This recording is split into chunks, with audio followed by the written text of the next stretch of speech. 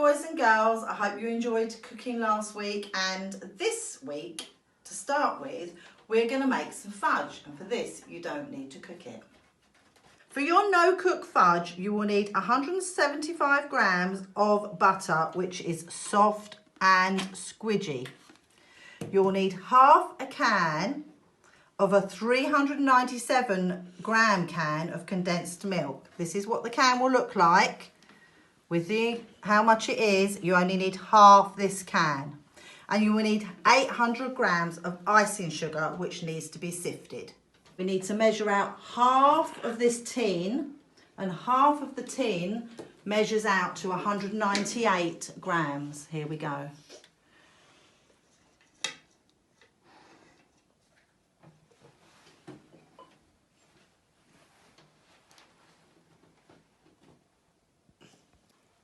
And there we go. It's just before 200. You need to pour the rest of your condensed milk into a little pot, put a lid on it and put it in the fridge, and I'll see if I can find another recipe to use the rest of the condensed milk, or you can remake this another day. This will last for up to about a week in the fridge. Next we need 800 grams of icing sugar.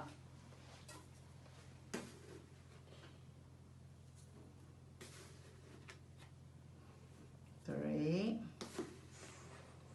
4. It's a lot of icing sugar. 5. Probably take up the whole 5. thing. Right, we're at 406. 6. 7. 8. Right, we're at 600.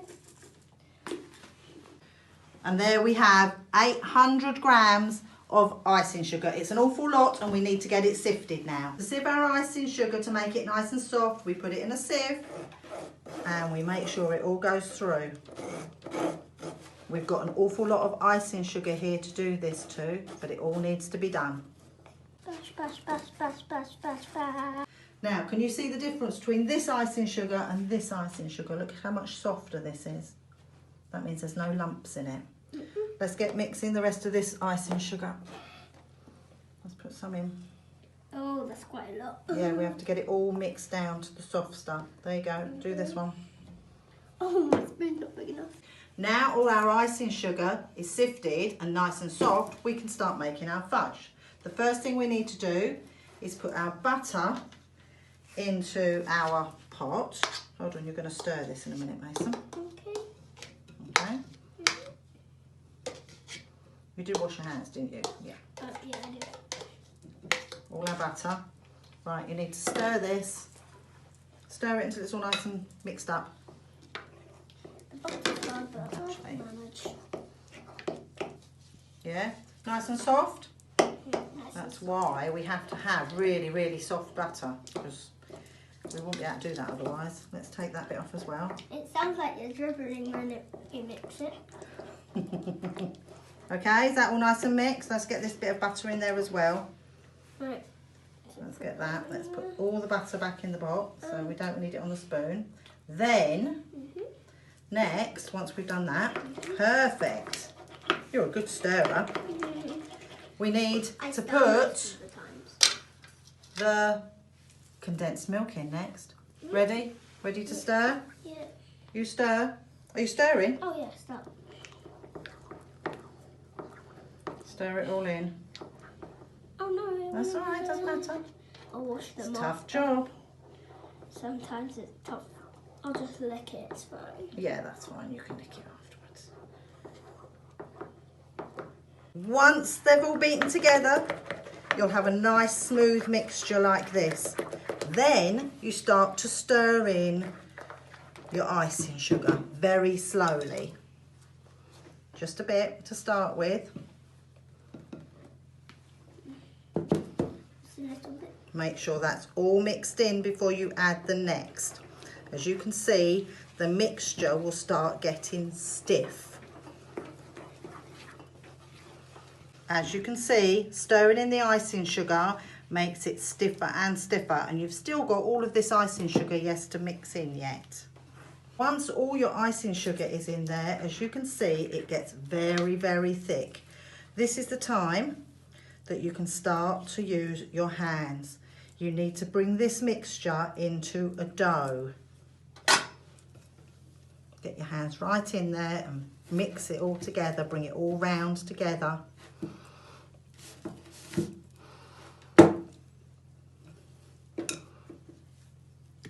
All your dough has come together. It's huge, absolutely humongous. You need to put it onto a slightly floured surface and just knead it just a little bit until it's completely smooth. I've just got a little bit of flour on my surface. There, and I'll put a little bit more on in a minute. Okay, now we're ready to roll. Ready to roll? Yeah, ready to roll. Just take small pieces. You won't need, wait a minute, you won't need big bits because you need to roll it out. Let's put that back in the bowl. Get your small piece and you just knead it a little bit to make it into a round, one big round shape. Perfect. Now, we're going to put some sugar on your rolling pin and you can roll it out. Let's put it in the middle, stand up, and you can roll yours out. Yeah? You happy rolling? I'll roll mine here. Oh my god. Careful. Right, it's sticking, so I need Yeah, that's fine.